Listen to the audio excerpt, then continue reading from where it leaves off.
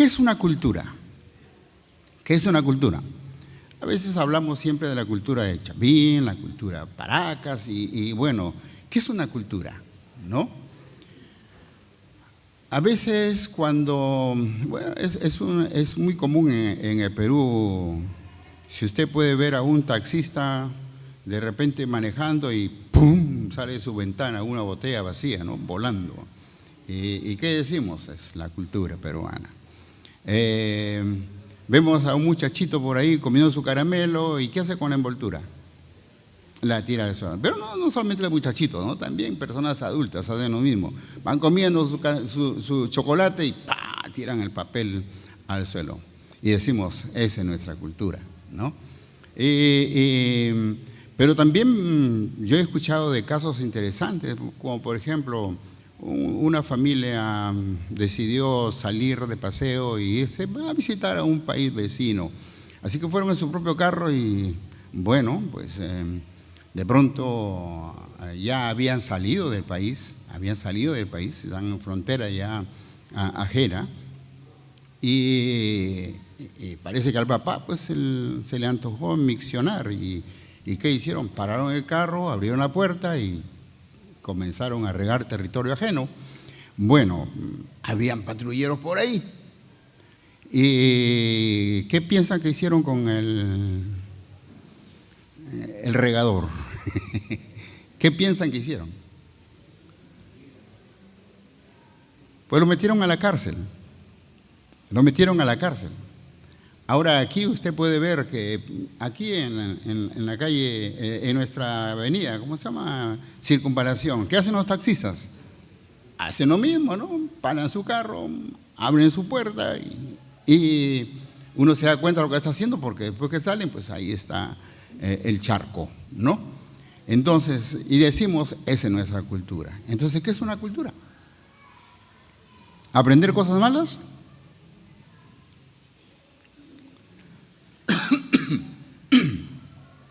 Bueno, yo creo que sí tenemos que enseñar mucho a nuestros hijos a que no se deben hacer cosas que contaminen el ambiente y todo eso, ¿verdad?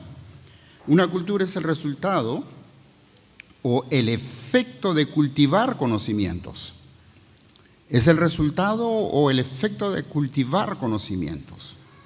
Entonces, si yo tengo conocimientos, debo cultivarlos en mi familia, no solamente en mi persona. ¿Y qué me importa lo que me dicen de mi familia? No, yo debo interesarme por enseñarle a mi familia lo que yo sé. Ahora, es importante también que consideremos lo siguiente. Muchas veces algunos de nosotros los padres de familia estamos tan interesados de que apenas nace nuestro hijito ya queremos que sea hincha de nuestro equipo, ¿no? Hasta los pañales queremos comprarle del color de nuestro equipo favorito, ¿verdad? Y queremos que todo lo que le rodee de los colores de su club favorito.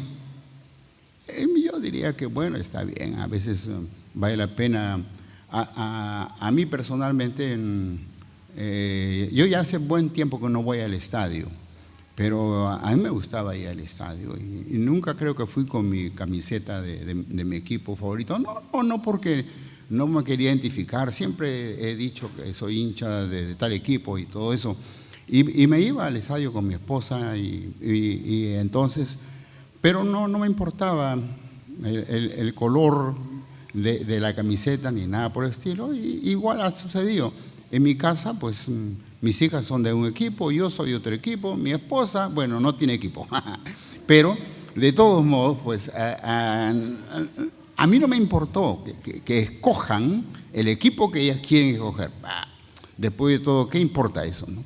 Pero sí me importó que ellas conozcan a Cristo, que amen al Cristo que yo amo, que vivan para el Cristo que yo vivo, que trabajen en las cosas del Cristo para el cual yo trabajo. Ahora, eso sería en cierta forma cultivar o enseñar una cultura, preparar a la gente en las cosas que nosotros sabemos hacer para que otros también lo hagan. Entonces, es el resultado o el efecto de cultivar conocimientos humanos y de ejecutar las facultades intelectuales, de enseñar y ejercitar las facultades intelectuales. Las cosas que yo sé, si las enseño, se van a hacer más fuertes en mí. Y si las enseño más seguidas, ni siquiera tengo que tratar de recordarlas para actuar de la manera que, o según el conocimiento que yo tengo, sino más bien va a ser normal, natural. Los que manejamos un carro, entendemos que al comienzo pues teníamos que pensar primera, y segunda, ¿no? Y ahí estábamos con miedo que de repente moviéramos mal la palanca de los cambios del carro. En la actualidad, después de muchos años de manejar, ¿pensamos en eso? Ya no, simplemente ¿qué hacemos? Actuamos.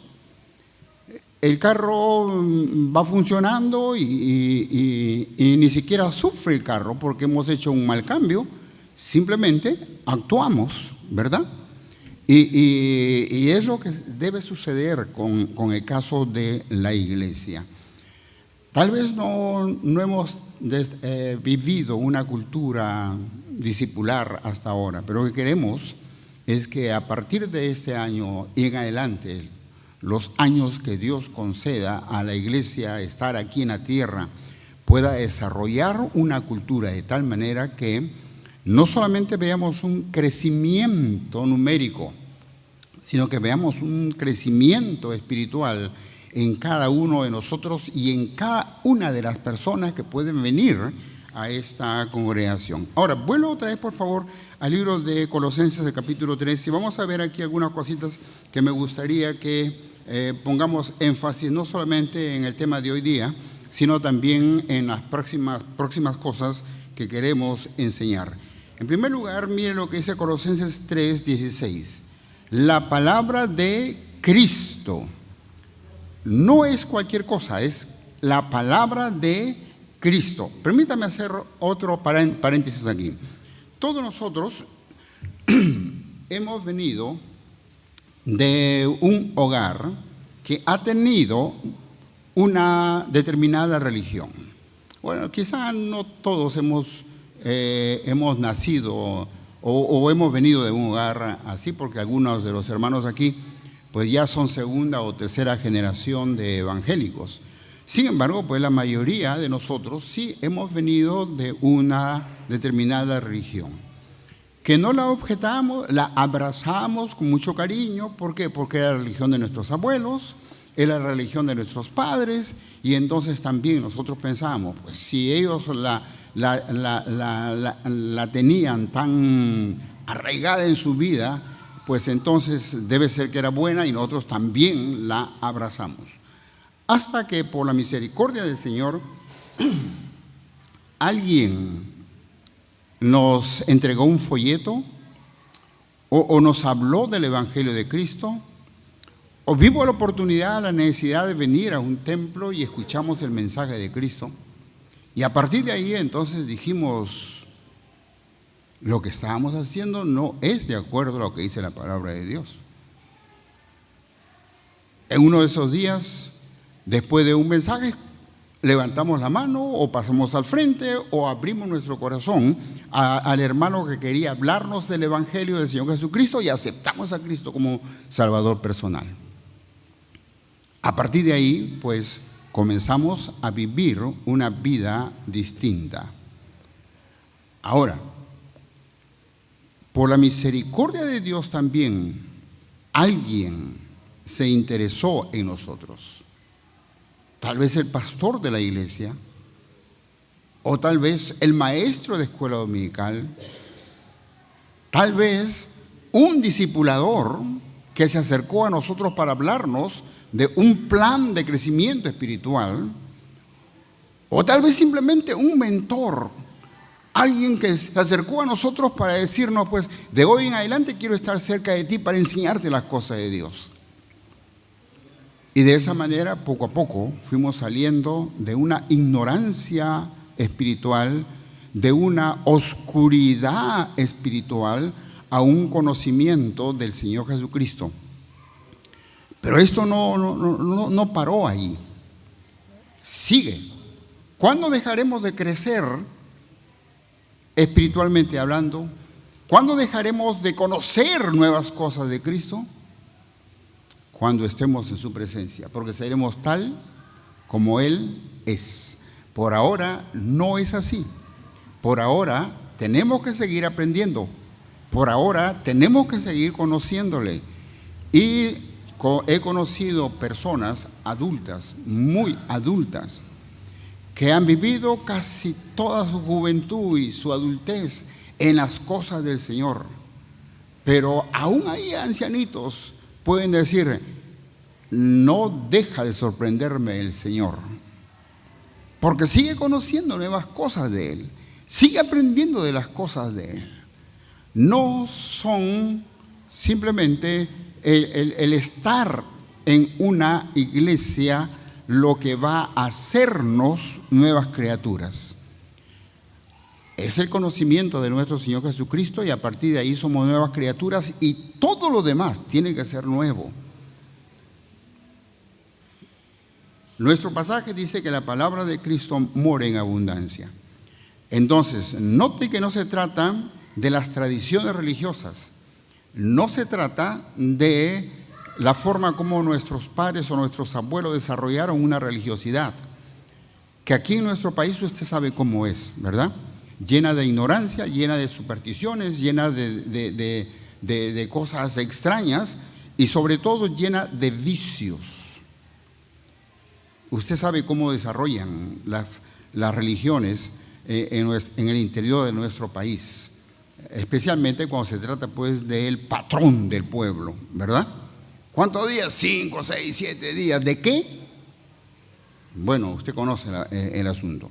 Así que, mi querido hermano en el Señor Jesús, todas esas cosas que trajimos en la religión, que abrazamos por herencia de nuestros abuelos o de nuestros padres, pues se va desvaneciendo a medida que vamos conociendo de Cristo, a medida que vamos aprendiendo de nuestro Salvador.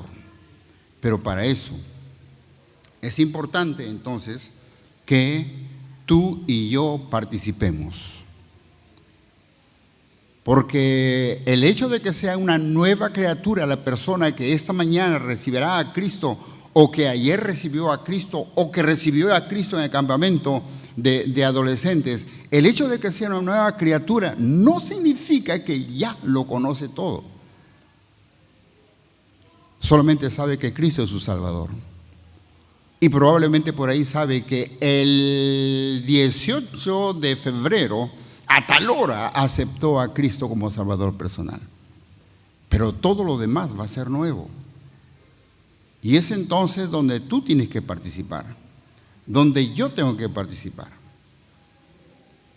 ¿Qué hacemos si es que vamos con nuestro niño y nuestro niño va comiéndose una galleta y bota el papel al suelo? ¿Qué le decimos? ¡Qué vivo que eres!, ¿no? Si le decimos así es porque también nosotros necesitamos un poco de cultura, ¿sí? Pero si le decimos, no hijo, no se hace eso, recoge el papel, póntelo en el bolsillo, cuando llegamos a casa lo vas a botar a la basura. Entonces, cada vez que nuestro niño va a comer una galleta en la calle, ¿qué va a hacer? La va a terminar. ¿Y qué va a hacer con la envoltura? La va a poner en el bolsillo, y cuando llega a la casa, pues mamá va a sacarlo del bolsillo del niño para poder lavar la ropa. Pero sabe que su hijo no bota papeles en la calle. Necesitamos enseñar. Y lo que tú has aprendido en el trayecto de tu vida cristiana va a ser útil para la gloria de Dios si lo entregas a otra persona. Si lo mantienes en ti, es palabra inútil. Tú tú tienes conocimiento, pero es un conocimiento egoísta, porque otros lo necesitan y tú no quieres compartirlo con nadie. Ahí estás cada vez más engordando espiritualmente, cabezón espiritualmente, pero no quieres compartir con nadie lo que tú sabes. Y eso no es correcto, no es bueno. ¿Qué dice la palabra de Cristo? En otras palabras, no estamos hablando de religión, no estamos hablando de lo que hace esta iglesia, no estamos hablando de tal vez lo que hicieron nuestros abuelos que ya eran creyentes, sino más bien, ¿qué debe ser? Palabra de Cristo. ¿Qué significa eso? Lo que el Señor Jesús enseñó, lo que el Señor Jesús mandó, lo que el Señor Jesús ordena a cada uno de nosotros como cristianos. Hijo, ya es hora de que te bautices. No porque el pastor lo dice, sino más bien porque yo soy tu padre y yo lo he hecho. Y yo sé que eso es obedecer al Señor. Pero papá, hijo, no te estoy obligando, pero te estoy enseñando. Eso es lo que dice la Biblia. ¿Ok? No te estoy obligando. Porque entonces te vas a bautizar porque yo te estoy presionando y no quiero que sea así. Te estoy enseñando. Hermano, qué importante lo que encontramos aquí en la palabra del Señor. La palabra de Cristo more. Ahora qué interesante lo que continúa en este versículo. Dice more que en abundancia en vosotros. Cada vez que hemos tenido oportunidad de predicar acerca de nuestro tiempo con el Señor, o nuestro tiempo a solas con Dios, o nuestro tiempo devocional, siempre estamos diciendo, la primera cosa que tiene que estar para que la abramos cada día es la Biblia. Cada día tus hijos deben verte leyendo la Biblia. No porque alguien te está obligando, presionando a hacerlo, sino porque tú la primera cosa que haces es leer la Biblia. Y si de repente pues te levantas tan temprano para que ir a tu trabajo y tus hijos todavía están durmiendo, cuando vienes, trata de que ellos te vean, aunque sea leer un pasaje de la palabra del Señor o aprender un versículo de la Biblia. ¿Cuántas veces te has acercado a tus hijos para decirles, mira lo que dice la Biblia? Qué interesante este versículo. Pero es importante que ellos aprendan de ti. Ahora, la siguiente cosa que podemos ver aquí, en este pasaje, no es solamente que debemos conocer de las cosas del Señor y disfrutarlas, sino que debemos compartirlas, como acabo de mencionar hace un rato. Miren lo que dice el versículo, enseñándoos. Es decir, debes compartirlo, debes enseñárselo a otros. Ahora yo no sé, pero a mí me emociona leer la Biblia y yo la leo. A veces estoy solo en mi oficina leyendo la Biblia y desde luego a veces me sonrío, a veces bueno, he tenido oportunidad hasta de derramar lágrimas por lo que dice la palabra del Señor. Pero he tenido compañeros en el seminario que de repente pues estaban leyendo ahí su Biblia echados en su cama y de frente a la cama comenzaba a convulsionar. ¿Qué está pasando? Bueno, se estaban riendo o estaban llorando, pero no así en silencio, sino más bien haciendo bulla, ¿no? Y nos acercamos para preguntarle, ¿qué está pasando? Mira lo que dice la palabra del Señor. Compartía lo que en ese momento para él era algo súper interesante, muy emocionante. Valdría la pena que pongamos en práctica, en este desarrollo de la cultura discipular, enseñar. No importa si tú tienes 2 meses de creyente o 1 mes de creyente o 15 años de creyente, no importa. Si tú estás esperando a saberlo todo, nunca lo vas a saber todo. Como te dije hace un momento, recién cuando estemos en la presencia del Señor dejaremos de aprender, porque seremos tal como Él es. Pero mientras tanto, tenemos que seguir aprendiendo. Entonces, qué importante que enseñemos a otros la palabra de Dios, que compartamos con otros lo que el Señor nos ha enseñado a nosotros. ¿Y qué más? Es importante entender estas dos palabritas, enseñar y exhortar. Yo enseño a quien no sabe, ¿verdad? Pero exhorto ¿a quién? A aquel que sabe, pero que no lo recuerda en un momento determinado y que por alguna razón entre en un estado de desaliento. La palabra exhortar no significa resondrar. La palabra exhortar significa más bien alentar, animar, dar ánimo. Y entonces lo que el Señor está diciendo aquí es, yo puedo enseñar a otras personas, pero de repente a esa persona que estoy enseñando entre en un estado de desánimo, de desaliento. ¿Y qué debo hacer? Es alentarlo, animarlo. Imagínense si toda la Iglesia Evangélica Bautista de Salamanca estuviera en ese plan de enseñar a otro, de buscar a otra persona para enseñarle, no solamente en casa, sino también aquí en la iglesia. Y cuando vemos por ahí a un hermanito que tal vez mientras está cantando está derramando lágrimas, o mientras está escuchando un mensaje está llorando, pues entonces no lo dejemos solo por ahí, ni digamos por ahí, bueno, ¿qué le estará pasando? No, más bien sería la oportunidad para acercarte y preguntarle, hermano, ¿todo está bien? ¿Está pasando algo? Me gustaría orar contigo. O usted sabe que fulano no está viniendo. Cuando una iglesia es pequeñita, sabemos, a fulano, mengano, sultano, todos están en casa.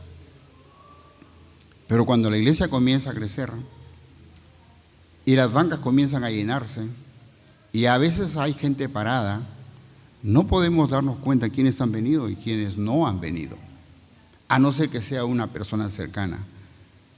Pero tú podrías darte cuenta de que fulano no ha venido. ¿Y qué deberíamos hacer? Exhortarlo, animarlo, acercarnos a él para animarlo. En primer lugar, entonces, que la palabra de Dios more en abundancia en nosotros. La palabra de Cristo, las enseñanzas de Cristo, more en abundancia en nosotros. En segundo lugar, que debemos compartir esas enseñanzas. Yo no debo quedarme con ellas en una forma egoísta, yo debo compartirlas con mis hermanos. Y en tercer lugar, si estoy enseñando, también debo estar interesado en exhortar a otras personas. Es decir, en animarlas a otras personas. Qué importante, mi querido hermano, lo que encontramos aquí en la palabra del Señor. Ahora, vuelvo otra vez, por favor, al libro de Colosenses capítulo 3 y el versículo 16. Y mire lo que continúa diciendo este versículo. Dice, unos a otros en toda, ¿qué? Sabiduría. Unos a otros en toda sabiduría. Una vez estaba conversando con un hermano y estaba muy triste y el hermano me decía, estoy triste, pastor, porque me acerqué al hermano fulano de tal para preguntarle qué significa esta porción de la palabra del Señor. No puedo entenderla, tal vez tú podrías enseñármela. Y el hermano leyó el pasaje y me dijo, ¿tan bruto eres que no puedes entender esto? Y desde luego no le edificó, no le enseñó. ¿Qué hizo? Lo insultó. Y desde luego, ¿el hermanito estaría feliz por eso? Desde luego que no. Si fue preguntando es porque no sabía. Así de simple.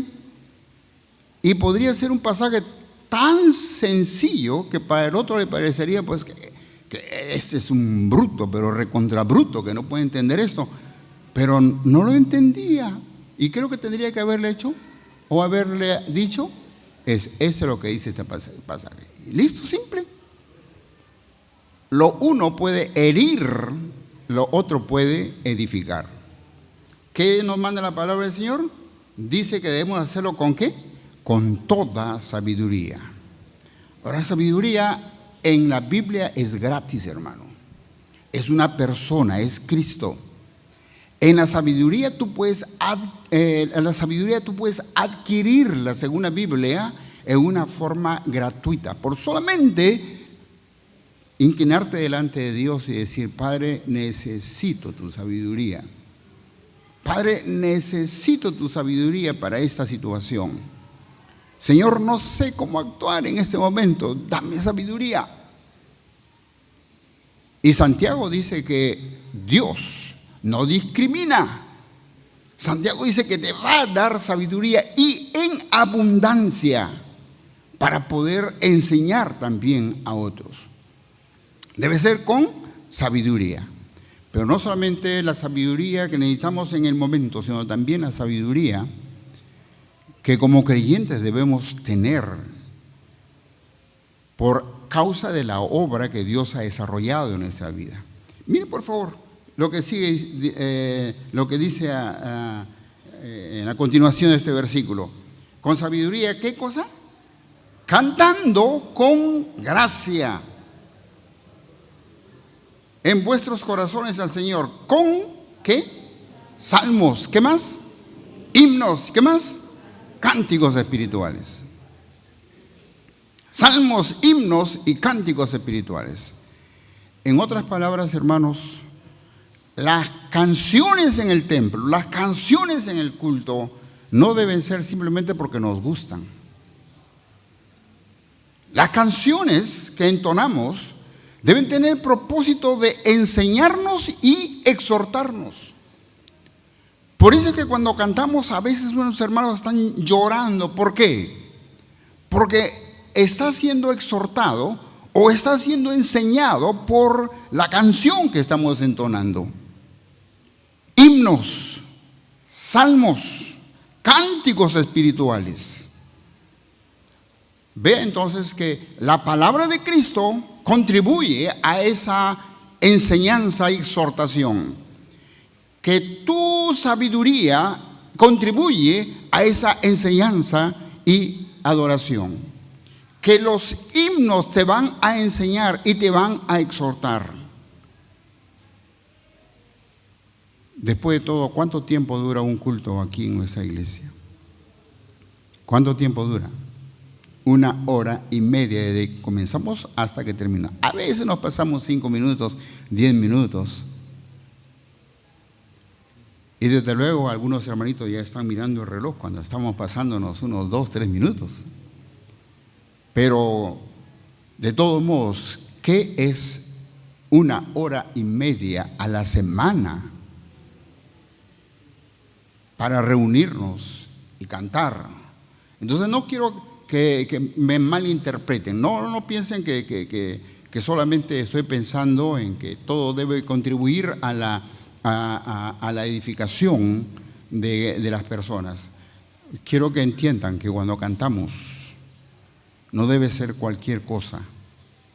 Cuando cantamos debe contribuir a la enseñanza de los hermanos y debe contribuir a la exhortación, a animarlos. Hay canciones que son muy lentas y hay canciones que son rápidas. La última canción que acabamos de entonar parece un trabalengua, ¿verdad? Y algunos simplemente la murmuran, otros la cantamos por ahí, pero de todos modos pues es difícil, son canciones rápidas. Sin embargo, pues no debemos entonarlas simplemente porque son graciosas, chistositas o algo semejante, sino más bien, ¿por qué? Porque nos enseñan o nos animan. Y todas las canciones que entonamos en esa hora y media debemos escogerlas especialmente para eso, para exhortarnos y para enseñarnos. Qué hermoso, hermano. No tengo la letra de una de las canciones que hemos cantado hace un momento, pero Note que cuando dice, pues se acerca, ¿qué? No dice el día final o mi día final, dice, se acerca, ¿qué? Tu gloria. Para mí esa expresión es fantástica porque no me está enseñando de que, uy, ¿qué viene después de la muerte? No, me está diciendo que después de la muerte viene la gloria del Señor. Y si yo tenía alguna incertidumbre, pues esta canción debería contribuir a afirmarme que después de la muerte, de mi muerte, viene la gloria del Señor. Con razón el apóstol Pablo decía, para mí el vivir es Cristo y el morir, ¿qué? Es ganancia. Pero qué importante, hermanos, que las canciones contribuyan a lo que conocemos del Señor, a lo que sabemos de Él, a exhortarnos los unos a los otros. Valdría la pena, mi querido hermano en el Señor Jesucristo, que estemos siempre atentos a lo que encontramos aquí en esos versículos, que los estamos utilizando como versículo lema para todo el resto del año y que tiene que ver con este asunto de la cultura discipular que nosotros queremos desarrollar. ¿Sí? Y para ir terminando, busque por favor el siguiente versículo, versículo 17. Colosenses capítulo 3 y el versículo 17. Mire lo que dice aquí la palabra del Señor. Y todo lo que hacéis, ¿qué? Todo lo que hacéis. ¿Qué cosa? Todo lo que hacéis, sea de palabra o de hecho, hacelo todo en el nombre del Señor Jesús, dando gracias a Dios Padre por medio de Él. Todo lo que hacéis, que sea como para el Señor. Usted puede leer el libro de Colosenses y vamos a estarlo meditando de vez en cuando durante las enseñanzas respecto a este asunto de la cultura discipular, pero sería magnífico que nosotros estemos pensando, cada acto mío está enseñando a los que están cerca de mí. Cada acto. ¿Y qué tal? ¿Estás enseñando a otros con tu forma de ser? ¿Estás enseñando a otras personas o exhortándolas, animando a otras personas con tu forma de ser? Sería magnífico, no te voy a preguntar ni nada por el estilo, no vamos a pasar papelitos ni nada, ni cosas semejantes, para que recuerdes cuántos años tienes de creyente y a cuántas personas has ganado para Cristo. ¿Cuántos años tienes de creyente? ¿Y cuántas personas podrían decir, he crecido en mi vida espiritual gracias a la presencia, gracias a la enseñanza del hermano fulano, gracias a que él me sirvió de mentor en la vida espiritual, gracias a que él estaba preocupado porque vine o no vine a la iglesia, gracias porque cuando de repente me sentaba solito por ahí y nadie se acercaba a mí, él se acercó a mí? Pero ¿a cuántos hemos enseñado o exhortado en todos los años que tienes como cristiano?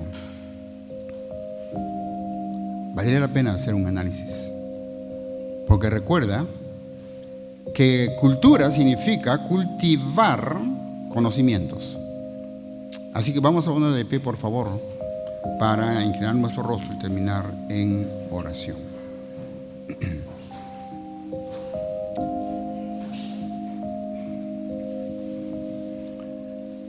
Mientras todos estamos con nuestra cabeza agachada y los ojos cerrados, yo no sé si tal vez en esta mañana hay con nosotros alguna persona que aún no conoce a Cristo como Salvador personal. La palabra del Señor dice que hay requisitos, y no que seas bueno, ni excelente, ni nada por el estilo. El primer requisito que encontramos en la Biblia es que tú te reconozcas como pecador. Y el segundo sería que reconozcas a Cristo como Salvador personal. ¿Por qué? Porque el pecado o la paga del pecado es muerte, mas la gracia, el regalo, la bondad de Dios es vida eterna en Cristo Jesús, Señor nuestro. Tal vez no eres un malvado, un pervertido ni nada por el estilo, pero eres un pecador. Y tú necesitas a Cristo como Salvador personal, porque la paga del pecado es muerte. Te animo en este momento a recibir, a abrir tu vida, a recibir a Cristo como el único y suficiente Salvador personal, tuyo. ¿Habrá alguien que levantado su mano y dice: pastor, por favor, ore por mí? En esta mañana yo quiero recibir a Cristo como mi Salvador personal. ¿Habrá alguien? ¿Sí? Ahora quiero dirigirme a los hermanos en Cristo. Hermano, no te voy a pedir que levantes su mano ni pases adelante ni nada por el estilo. Simplemente analiza tu vida. ¿Cuán útil está siendo a otros, así como otros fueron útiles a ti, para que tú conozcas a Cristo como Salvador personal? O tal vez tu vida es un estorbo, o tal vez vives así, estorbando a otras personas en lugar de ayudarles a crecer. Sería un buen tiempo, este sería un buen tiempo de acercarte al Señor y decirle: Señor, perdóname, pero los años que tú pongas de vida en mí, quiero vivirlos para ti. Quiero vivirlos para ayudar a otros hermanos en Cristo. Quiero serte útil. Oremos. Padre amado, muchas gracias por darnos la oportunidad de servirte. Gracias, Padre Celestial, por ser nuestro Padre, nuestro Dios, por ser nuestro Salvador, por amarnos, Padre Santo. Te imploramos que te seamos útiles, Padre Celestial. Ayúdanos, concédenos de tu gracia, de tu sabiduría, para darnos cuenta, oh Dios de la gloria, que podemos serte útiles y que tú quieres que te seamos útiles. Bendícenos, Dios, pues te lo imploramos en el nombre del Señor Jesús. Amén.